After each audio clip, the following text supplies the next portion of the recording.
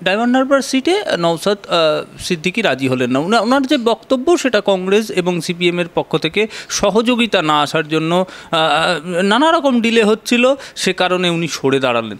এবং মমতা ব্যানার্জি অভিযোগ করলেন তিনি টাকা নিয়েছেন, নিয়ে সিটটা ছেড়ে দিতে রাজি হলেন এবং মুসলিম ভোট বিভাজনে তৃণমূল যাতে বিপদে পড়ে সেই ইঙ্গিতই করলেন। কোনটা সত্যি, কি রয়েছে জলের? আমি আপনার প্রশ্ন বুঝলাম না। তৃণমূল বিপদে পড়ে এটা কে চাইছে? নওশাদ সিদ্দিকী বিপদে পড়লো কি তৃণমূল? মানে নওশাদ সিদ্দিকী দাঁড়ালে তো মুসলিম ভোট কিছু কাটা যেতে পারতো। তা মুসলিম ভোট যদি কিছু কাটা না যায় তাহলে লাভটা কার? আপনাকে যে কোনো ঘটনার লাভ ক্ষতি দেখতে হবে। ওখানে নওশাদ সিদ্দিকী দাঁড়ালে নিঘাত করে কিছু বেশি করে মুসলিম ভোট কাটা যেত। আরেকজনকে দাঁড় করিয়েছে, সে যথেষ্ট নয়। আর সবচেয়ে হাস্যকর যেটা নওশাদ বলছে, এটা তো লোকে বুঝতে পারছে যে আমাকে দল চাইনি তাই যায়নি। মমতা ব্যানার্জি যদি বলে আমাকে দল চাইনি তাই যায়নি, লোক বিশ্বাস করবে? হাস্যকর নয়? সেরকম এই দলটার শুরু মধ্য শেষ সবটাই নওশাদ সিদ্দিকী ভাইও অনেকটা শুয়ে পড়েছে, ঘুমিয়ে পড়েছে বিছানায়, সে নেই আলোচনা, কেউ নেই। বাকি হলো নওশাদ সিদ্দিকী কয়েকটা লোককে নিয়ে ঘুরে বেড়ায়, বলছে গণতন্ত্র। গণতন্ত্র কি চলে? এই তো দিদিও তো গণতন্ত্রের কথা বলে। ফলে ওইটা ফালতু কথা যে আমাকে দল বলেছে, তার দল 4 মাস আগে বলেনি? 4 মাস ধরে দল কিছু সিদ্ধান্ত নিতে পারলো না। তার দলের কথা না বলে নিজেকে বলেছিল। তাহলে তার 4 মাস আগে দল বললো তুমি আগে নিজের নামটাই ঘোষণা করে দাও ডায়মন্ড হারবারে। আবার ঠিক ভোটের আগে যখন দাঁড়ানো কথা তখন দল বললো তুমি আর ডায়মন্ড হারবারে দাঁড়িও না। তার দলটা কি উন্মাদের দল? ওটা আমার কথা বুঝে গেছেন? ওনাকে অসুস্থ নাকি ডাক্তার দেখাতে হবে দলকে? তাহলে ওই যে লোকগুলো যাদের কথা কোনো ব্যালেন্স নেই তারা তো অসুস্থ লোক, তাদেরই ঘুরে বেড়াচ্ছে কেন? আসলে কিচ্ছু নয়। ওই ওই ওখানে নওশাদ প্রথম, নওশাদ মধ্য, নওশাদ শেষ, ওটা বলতে হয় বলেছে। আসলে নওশাদ দাঁড়াবে না। এবার নওশাদ না দাঁড়ালে কার ক্ষতি কার লাভ? প্রথমত নওশাদ বিপুলভাবে হারত, এ নিয়ে সন্দেহের কোনো অবকাশ নেই। গোঁজ পাত্রী টাইপের হয় না, কিছু ভোট কাটত। ভোট কাটলে কার লাভ হতো? একটু লাভ হতো বিজেপির, আর একটু লাভ হতো, এই একটু লোকসান হতো তৃণমূলের। কি বললাম? একটু লাভ হতো বিজেপির, আর একটু লোকসান হতো তৃণমূলের।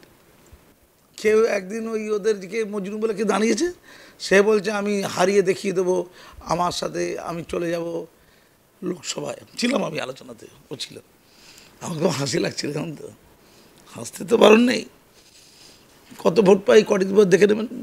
জুলাই মাসে, জুন মাসে 4 তারিখ কবে রেজাল্ট আছে না, দেখে নেবেন। পাগলামি তো সীমা থাকা চাই। নওশাদ দাঁড়ালে তো একটু বেশি ভোট পেতাম। টাকা নিয়েছে বিজেপি। আমি ওগুলো বলবো নাকি, ওগুলো আমার বিষয় নাকি। এটা মমতা ব্যানার্জি অভিযোগ করছে টাকা নিয়েই কিন্তু এই কাজ করেছে। কে টাকা দিয়েছে? বিজেপি। বিজেপি টাকা নওশাদকে দিলে নওশাদ দাঁড়াবে না? মানে আপনি অঙ্কটা বুঝুন, বিজেপি ধরুন নওশাদকে টাকা দিয়েছে, এটা কখন খাটবে? যুক্তিতে খাটবে। তাহলে বিজেপি নওশাদকে টাকা দিল, আর নওশাদ অন্য লোককে দাঁড় করিয়ে দিয়ে, মানে মহারাজটাকে দাঁড় করিয়ে দিল, নিয়ে সরে গেল। তাহলে লাভ টাকার, ক্ষতি টাকার? লাভ হচ্ছে অভিষেকের, ক্ষতি টাকার বিজেপির। ভালো করে শুনুন, কারণ মুসলিম ভোটে একটু বাড়তি কাটতো। মুসলিম ভোটটা যায় কোন দিকে? অভিষেকের দিকে যায়, সবাই জানে। এটা মুসলিম ভোটের জন্য ঠিক আছে। যদি মুসলিম ভোটে এটা না থাকতো, অভিষেক ওই জায়গায় দাঁড়াতোই না। মুসলিম ভোটে বলেই দাঁড়ানো, 49% মুসলিম ভোট প্রায়। তাহলে এমনভাবে প্রশ্ন উঠছে যে অভিষেককে জেতানোর জন্য বিজেপি ওকে টাকা দিয়েছে। এটা যেমন অযৌক্তিক, হাস্যকর, সমস্ত এপিসোডটাই তাই। নওশাদ কেন দাঁড়ায়নি সেটা নিয়ে প্রশ্ন উঠতে পারে। হাজার লোক হাজার কথা বলে, আমি প্রমাণ ছাড়া কোনো কথা বলবো না। কিন্তু এই ঘটনাতে কিছুই হলো না, কোনো গুরুত্ব নেই। ঘটনাটার নিউজেরও মূল্য নেই। নওশাদ ওখানে দাঁড়ালে নওশাদ জিতবে, এইগুলো হাস্যকর গল্প টল্প আর কি। কখনই জিতবে না, ও ওটা ভালো জানে। যত দিন যাচ্ছে তত জানছে আরও জিতবো না। বামেরা আতাতের একটা গল্প। কোনো বাম আতাত ফাতাত কিচ্ছু হবে না, যত আতাত থাকুক না। ও আতাতের মূল্য আছে নাকি? যে জায়গায় বামেরা নেই, এখন তো নওশাদ আলাদাই দাঁড়িয়েছে। ওই যেখানে মুসলিম এলাকা, সেখানে যেখানে অমুসলিম ক্যান্ডিডেটকে দাঁড় করিয়েছে, দেখুন কটা ভোট পায়, তাতে ক্লিয়ার হয়ে যাবে। 5-6টা অমুসলিম লোককেরই ঘুরে বেড়ায়, মানে নেতা টেতা টাইপের। ওগুলো তো করতে হয়, করে। আসলে মুসলিম লোকই ভোট দেবে, মুসলমান কি দেবে, এটা যায়ছে। সে তো বামেদের সঙ্গে অনেকগুলো সিট নিয়ে একটা ছেড়ে দিন না, ঝামেলা ঝঞ্ঝাট, বামেরা দেবে না, বামেরা দেবে না, বামেরা ওকে অত গুরুত্ব, বামেকে কোনোদিনই গুরুত্ব দেয় না। বামেদের মুসলিম ভোটটা দরকার ছিল। যেমন ধরুন আনিস খান নিয়ে প্রচুর অভিযোগ ছিল, তাকে পুলিশ ধরতে এসেছিল একটা ধর্ষণ বা শ্লীলতাহানি কোনো একটা মামলায় ধরতে এসেছিল। পুলিশ তার ঘরের উপরে উঠে গেছে, সে ঝাঁপ দিয়েছে বা তাকে ঠেলে দিয়েছে। দুটোর মধ্যে একটা। অত রাত্রে ওটা ঠিক নয়, ঠেলে দেওয়া ঠিক নয়, ঝাঁপ দিতে প্ররোচিত করা ঠিক নয়, যা কিছু ঠিক নয়, পুলিশের অন্যায় ওটা। তো ছেলেটি কে? আমাকে খুব ভালো করে চিনি, খুব ভালো করে জানি। তাকে সিপিএম করে নাকি, আইএসএফের প্রতি তার টান ছিল নাকি, তাই ওরা মুসলিম ভোটটা নেবার জন্য ঠেলে দিয়েছে, মেরে দিয়েছে। আনিসের প্রতি ভালোবাসে নাকি বলে ভোটটা নেওয়ার চেষ্টা করলো। এখন আনিসের গোষ্ঠী কোথায় যায় কার হুঁশ নেই, ফিরেও দেখাবে না, কদিন পর পুরো ভুলে যাবে। সিপিএমের মহিদুল না শহীদুল মরে গিয়েছিল, কি মনে রেখেছে নাকি? এসব গালগপ্প। মুসলিম ভোটটা নেবার জন্য নওশাদকে দরকার ছিল। একটা ছবি বাইরে খুব প্রচারিত হয়েছিল, নওশাদ লুঙ্গি পরে বসে আছে, কার্টুন আর কি। এখন তো কার্টুন সর্বস্ব রাজ্য। নওশাদ লুঙ্গি পরে বসে আছে, আর মাথায় একটা পাকা কাঁঠাল আছে। তো কাঁঠাল তো কাকে টুকরে টুকরে খায়, দুদিকে দুটো কাকের মতো, একটা কংগ্রেস একটা সিপিএম, খুবরে খুবরে খাচ্ছে। নওশাদ হ্যাঁ করে হাসছে। ওই কাঁঠালটা হচ্ছে মুসলিম ভোট। ওই মুসলিম ভোট কিছুটা নিতে চাইছে কংগ্রেস, কিছুটা নিতে চাইছে সিপিএম, মধ্যিখানে শিকড় নিয়েছে নওশাদের একটা 9 পয়সা মূল্য নেই আর কি। কটা মুসলিম ভোট বামেরা নিতে চেয়েছিল, এই জন্য লেলিয়ে দিয়েছিল কাকে? লেলিয়ে দিয়েছিল মোহাম্মদ সেলিমকে। মোহাম্মদ সেলিম এইটা ডিল করেছিল। আর যেহেতু কেস কাছারিগুলো নওশাদ অনেক দেখে দিয়েছে, বিকাশ রঞ্জন ভট্টাচার্য, পরবর্তীকালে বিকাশ রঞ্জন ভট্টাচার্যকে নওশাদের গুরুত্ব দিয়েছে। কিন্তু যখন দেখলো নওশাদের মাধ্যমে বেশি মুসলিম ভোট আসার নয়, মানে বামেদের দিকে আসার না, ওকে বেশি সিট দিতে যায়নি, তাই অবশ্য হয়নি। গল্পটা তো এইটা। ওকে কেবলমাত্র কটা মুসলিম ভোটের জন্য ডেকেছিল, কোনো উদারতা পুরো তো ফালতু কথা। এই সত্যটা তো বুঝতে আপনাদের অনেকদিন লাগে। মিডিয়াগুলো তো মুরগি, তারও আরও একদিন লাগে। এটা কিছু বোঝে না তো মিডিয়াগুলো। তো ইন্টারভিউ নিচ্ছে কে বিরাট বড় পলিটিশিয়ান। আচ্ছা বলুন তো, এর আগে যখন জিতেছিল ভাঙড়ে নওশাদ, খুব ঠান্ডা মাথা আসুন, আমি ওকে খুব ভালো করে চিনি। নওশাদকে থেকে জিতেছিল উত্তর দিনামে। 21 সালে নওশাদকে ভাঙড় লোক চিনত কেউ? 21 সালে আব্বাস সিদ্দিকীকে চিনত। আব্বাস সিদ্দিকী একটা ক্রেজ ছিল, সে দিনরাত মমতা ব্যানার্জি ও সরকারের বিরুদ্ধে কথা বলতো, দিন রাত। নওশাদ নয়, মিলাদে, ওয়াজের মাহফিলে, মুসলমানদের জায়গায়, হিন্দুদের জায়গায় নয়, মাথায় টুপি দিয়ে এই ওয়াজ করতে বলে মুসলমানদের একটা অংশের লোক ওই আব্বাস সিদ্দিকীকে দেখে দিয়েছিল এটা বলে যে এই মিলাদে এসে রাজনীতি করে। আমার খুব একটা খারাপ লাগলে জানেন তো আব্বাস সিদ্দিকী, কেন জানেন তো? সত্যি কথা, অন্তত মিলাদের মাহফিলে বলছে মুসলমানদের একটু কল্যাণই হচ্ছে, মুসলমানদের চোখ খুলে যাচ্ছে। আমার ভালো লাগে, খারাপ লাগে না। কিন্তু দেখুন, একটা জাতির মানুষ অন্ন, বস্ত্র, বাসস্থান, শিক্ষায় যদি ক্রমেই পিছিয়ে যায়, আর সেখানে ধর্ম নাও, ধর্ম খাও, এটা বলে সে জাতিকে কখনো উন্নত করা যায় না। আব্বাস সিদ্দিকী তার উচ্চারণে একটু গণ্ডগোল আছে, হয়তো একটু কম বোঝে, কিন্তু তার ভেতরে একটা আবেগ ছিল। সে আবেগ নিয়ে বিভিন্ন জায়গায় মিলাদ মাহফিল করেছিল, করে তৃণমূল যে প্রকৃতপক্ষে মুসলমান দিনে খেলছে, তিনি কিন্তু প্রথম বলে দিয়েছিলেন, বলে নিজের ছোট ভাইকে ওই ভাঙড়ে দাঁড় করেছিলেন। সেখানে নওশাদ ইজ নাথিং ম্যাটার, কিচ্ছু ছিল না। আপনি একটা মানুষ, নওশাদ একটা মানুষ, আপনি লম্বা মতো দেখতে, নওশাদ একটু লম্বা মতো দেখতে।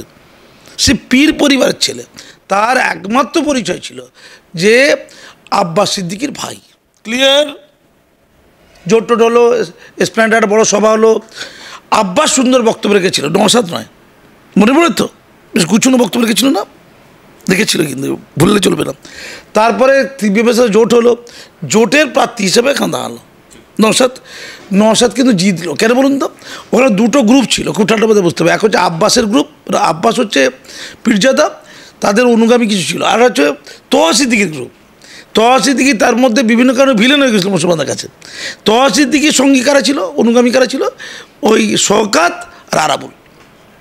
তোহা সিদ্দিকী লবির লোক, আর বাকিরা ছিল আব্বাস সিদ্দিকী লবির লোক, মানে ওখানে তৃণমূল লোকেরা বা সিপিএমরা। আর সিপিএমের সংগঠন মোটামুটি ভালো ছিল। সিপিএমের সংগঠনের মধ্যে হিন্দু সমাজের লোকেরা ছিল, তারা নওশাদকে হাইলাইট করেছে। আর ওই দুটো দোটারার মধ্যে একটা নওশাদ, একটা তোহা, আপনি ওই জায়গাটা শুনুন, আপনি আরাবুলকে সাইড রাখুন। তোহা আর আব্বাসের মধ্যে যে কম্পিটিশন, তাতে তোহাকে আব্বাস পরাস্ত করেছিল, নওশাদ না কিন্তু আব্বাস। নওশাদ জিরো কিচ্ছু না, তখনও কথা বলতে ঠিক মতো শেখেনি। ভালো করে শুনুন আমার থেকে আর কি। তারপরে ওই আব্বাসের আবেগ প্লাস সিপিএমের সংগঠন প্লাস ওখানকার তৃণমূলের একটা অংশের বঞ্চনা, যারা মুক্তি খুঁজতে চাইছিল, যারা বিজেপিতে আসতে পারবে না, সিপিএমে গিয়ে কোনো লাভ নেই, অথচ সিপিএম সঙ্গে আছে। আর ধর্মীয় আবেগ, ফুরফুরার আবেগ, আব্বাসের আবেগ, এই সমস্তগুলো পুঁজি করে ওখানে ভাঙড়ে অন্তত জয়লাভ করেছিল। ক্লিয়ার? জয়লাভের ব্যাকগ্রাউন্ডের মধ্যে তার কে নেই? নওশাদ নেই, খুব কম, একেবারে নেই বলা যাবে না, কারণ ভোটের আগে ও কিছু প্রচার করেছিল। তাতে কারা কারা কোথায় সাহায্য করেছিল এটা নওশাদকে জিজ্ঞেস করে দেখবেন, এটা আমি আর বলবো না। কারা কারা তাকে আধুনিক, উন্নত মনস্ক, দেশপ্রেমী বলে কি কি কথা বলতে হয়, এগুলোর ব্যাখ্যা দরকার নেই।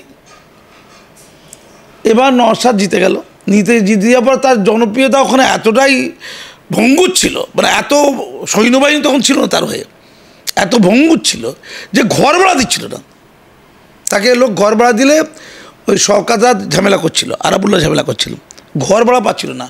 এটা আমি যখন জানতে পারলাম তখন আমি বিভিন্ন টিভি চ্যানেলকে বলেছিলাম, আমি প্রথম লোক বলেছিলাম যে একজন এমএলএ নাকি ঘর ভাড়া পাচ্ছে না, তার এত দুরবস্থা কোথায়? ওই ভাঙড়ে।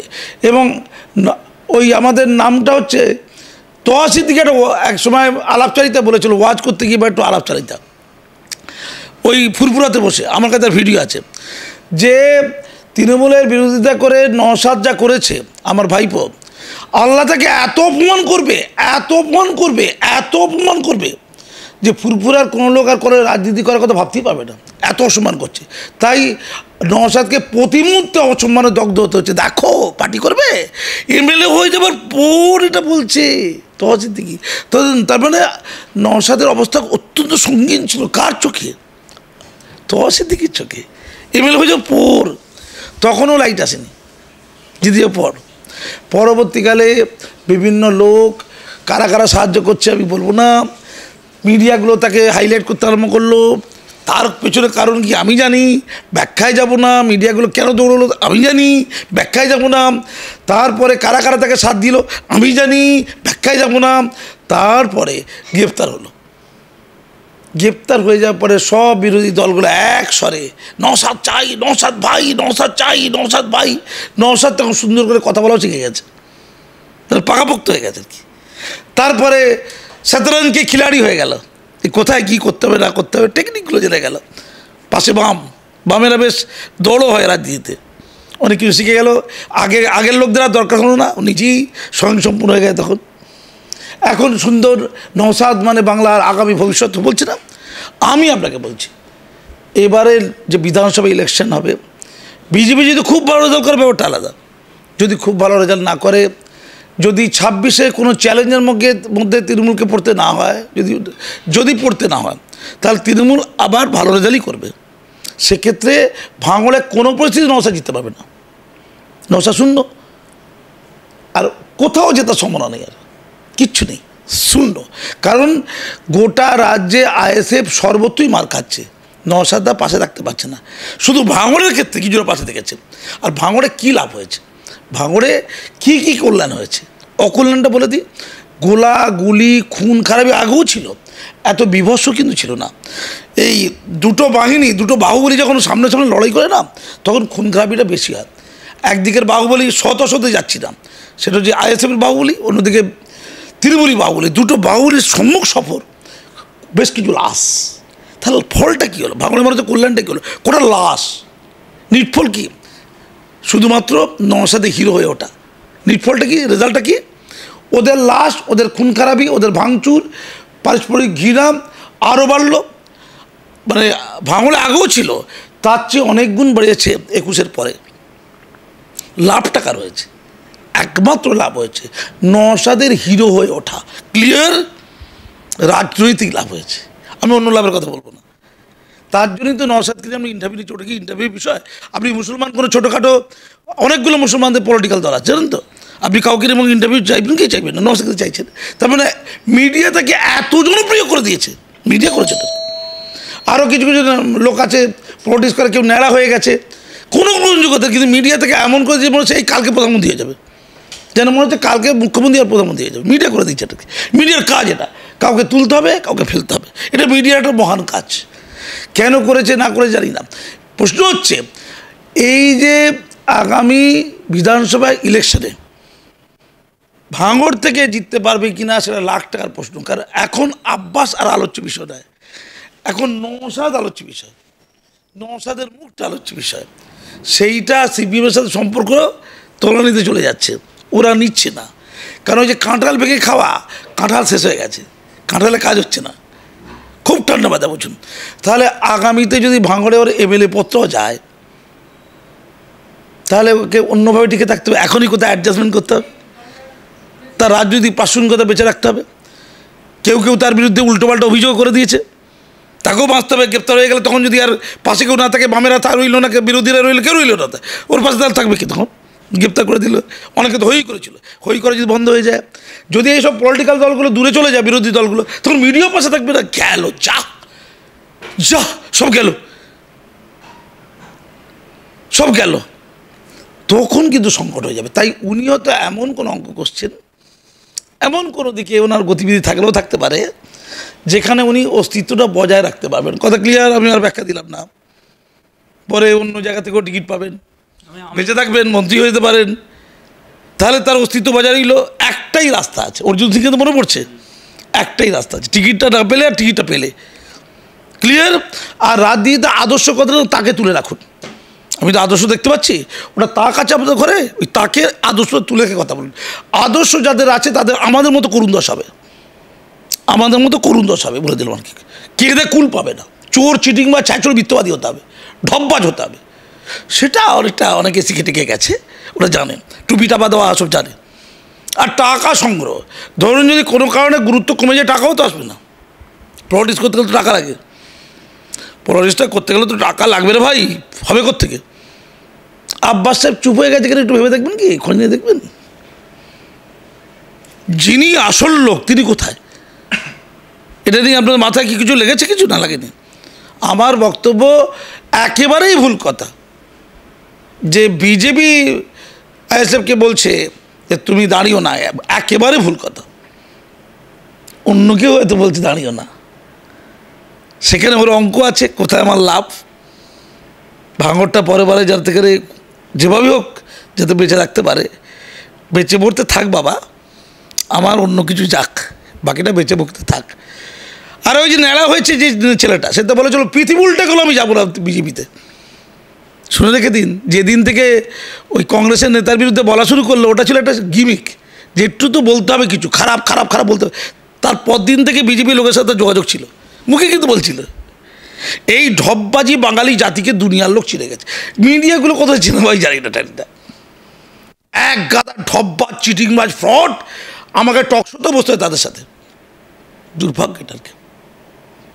আপনি আজকে ড্রাইভার আমরা কথা বলছেন না, ড্রাইভার আমরা বলছেন তো, আচ্ছা ড্রাইভার আমরা কেন্দ্রের মধ্যে মেটি অ্যাপ্রোচ পড়ে, মেটি অ্যাপ্রোচ পড়ে, যেখান থেকে 90% বেশি ভোট শুধু একলা তৃণমূল পায়, মেটি অ্যাপ্রোচ পড়ে। ওই মেটি অ্যাপ্রোচে 2015 সালে আমি ওখানকার একটা স্কুলের প্রধান শিক্ষক ছিল, মাদ্রাসা স্কুলের, সরকারি স্কুলের, মানে গভর্নমেন্ট এডেড স্কুলের প্রধান শিক্ষক ছিল। স্কুল ছেড়ে গিয়েছিলাম ওখানে। আমার মোটিভ কী ছিল, কেন গিয়েছিল?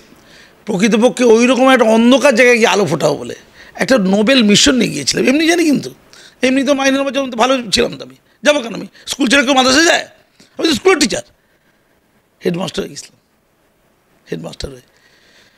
আপনি কল্পনা করতে পারবেন না, মাদ্রাসা বোর্ডের যারা দায়িত্বে তারা বলেছিল 3 দশকে এমন লোককে দেখিনি যে মাদ্রাসা হেডমাস্টার আছে, এমন একটা লোক হতে পারে। ছেলে মেয়েদের নাচ গান কবিতা নাটক সেটা উঠে গেছিলো। শিক্ষকরা 12টায় আসতো, 2টে পালাতো, 12টায় আসতো, 2টে পালাতো। অ্যাটেন্ডেন্স কার্ড চেক করে দেবো, চ্যালেঞ্জ করছেন, ফুলবার লিখতে হয়, 12টা এসেও লিখতে হয়তো, 11টা লিখতে হয়তো। পড়াশোনাই ছিল না, পান পরাগ খেত ছেলেরা, ছাত্ররা। মোবাইল ফোন প্রত্যেকটা ছেলের হাতে, মোবাইল ফোন, আর গন্ধ গন্ধ সিনেমা দেখছে মোবাইল, ক্লাস চলছে, পঠন পাঠনের ন্যূনতম কিছু ছিল না।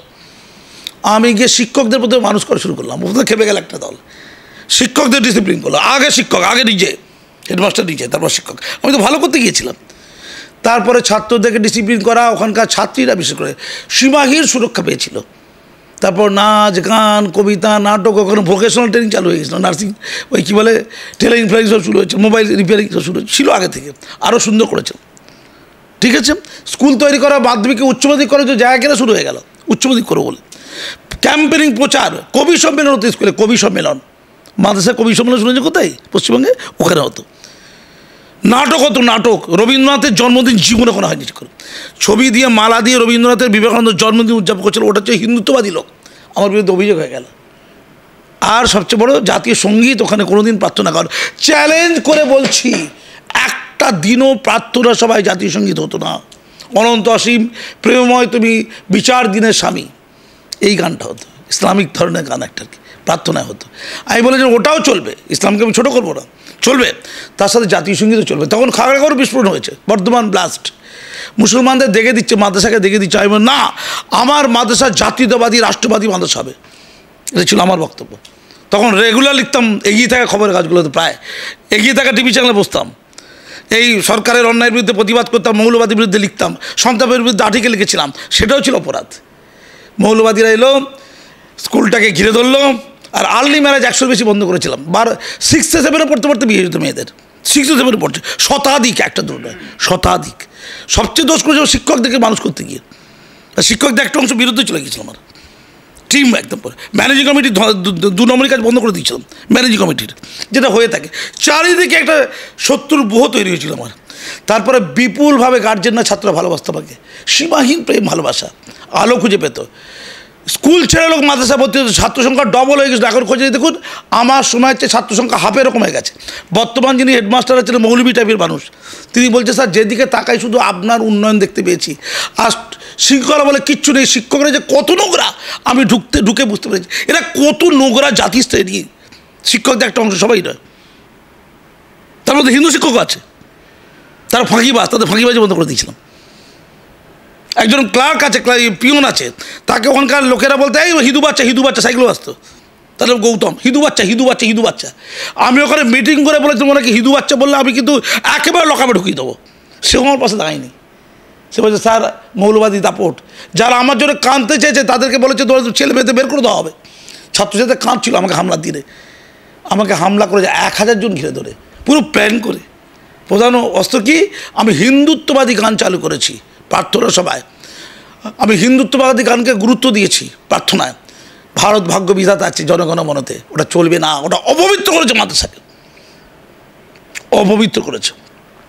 আমার খবরের কাগজে লেখা আমি নাকি সলমান রুশদি, আমি নাকি তসলিমা নাসরিন, আমাকে হত্যা করা পবিত্র কর্তব্য। ওখানে দাঁড়িয়ে বলছে মৌলানা মৌলবীর দল, আমাকে হত্যা করা পবিত্র কর্তব্য। স্কুল চলছে, আমি ঢুকেছি স্কুলে, দল বিরাট টিম এসছে, চারিদিক গোল করে ঘিরেছে। মেয়েদের সাথে নোংরামি নষ্টমি করতো ছাত্র, বাইরের গুন্ডারা ছাত্রীদের সাথে। একাধিক রেজুলেশন আমার কাছে আছে, একাধিক কাগজ আছে প্রভাব। আমি আটকে দিয়েছিলাম, পুলিশ ডেকেছিলাম, পিকেটের মতো বসিয়ে দিয়েছিলাম। আমি গেটের কাছে ঢুকে ছাত্রদের সাথে, বিশেষ করে ছাত্রীর সাথে অসভ্যতা করতো। 3টে বিয়ে করেছে, 4 নম্বর বিয়ে করে ছাত্রীকে, সাদা লুঙ্গি পরে বসে যেত, চলে আসতো আর কি। আমাকে তার আগে হত্যা করার চেষ্টা করা হয়েছিল প্রথমেই, একদম ক্লাস থেকে বের করে নিয়ে ছাদে তুলে গিয়ে অসভ্যতা করতো। পান পরাগ খেতো, পান পরাগ, প্রত্যেকের হাতে হাতে পান পরাগ। কল্পনা করতে পারছি প্রত্যেকের হাতে মোবাইল ফোন, আমি বন্ধ করেছিলাম। ছেলেমেয়েরা মোবাইল ফোনে গন্ধ গন্ধ সিনেমা দেখছে, মাদ্রাসায় চলছে। আপনি নাটক মনে হবে, পুরো নাটক মনে হবে আপনার।